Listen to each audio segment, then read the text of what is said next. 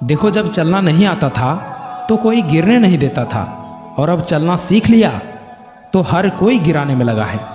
सोचो कितनी कहानी होगी उसके पास, जो शख्स अब किसी से कुछ नहीं कहता। रातों को नींद ना आना, टारगेट की टेंशन होना और बेवजह हर रोज बेचैन होना। अगर ऐसी स्थिति से तुम गुजर रहे हो, तुम्हारे अंदर ऐसा लक्षण दिख रहा है, तो समझ लो तुम इतिहास रचने वाले हो।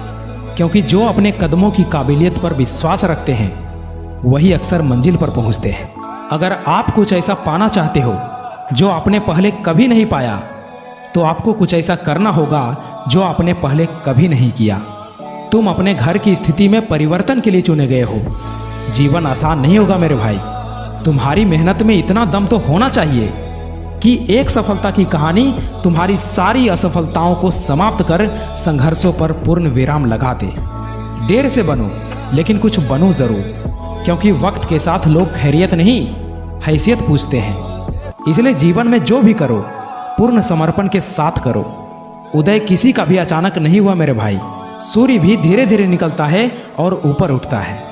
याद रखना, उम्र से पहले ही समझदार बन जाते हैं वो लोग जिनके हिस्से बचपन से ही दुख और जिम्मेदारी आती है।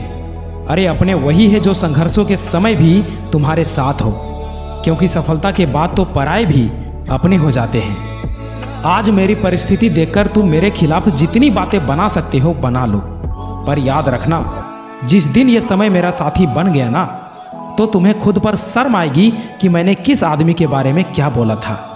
आज मेरा संघर्ष चल रहा है और तुम्हारी मेरे खिलाफ बातें। जिस दिन ये मेरा संघर्ष सफलता का रूप लेगा, उस दिन तुम्हें समझ में आएगा कि मैंने किसके बारे में क्या बोला था। अगर कोई अकेला है तो इसका मतलब ये नहीं कि उसे कोई पसंद नहीं करता, बल्कि वो अकेला इसलिए है क्योंकि उसने दुनिया की औकात जान ली है।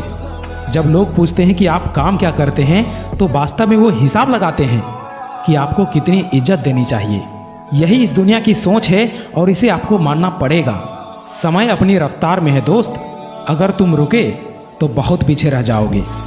इसलिए धीरे ही सही लेकिन चलते रहो। जिस मेहनत से आज तू भाग रहा है, वही कल तुझे सफलता दिलाएगी। झोंक दे खुद को इस आग में, यही आग तुझे हीरा बनाएंगी।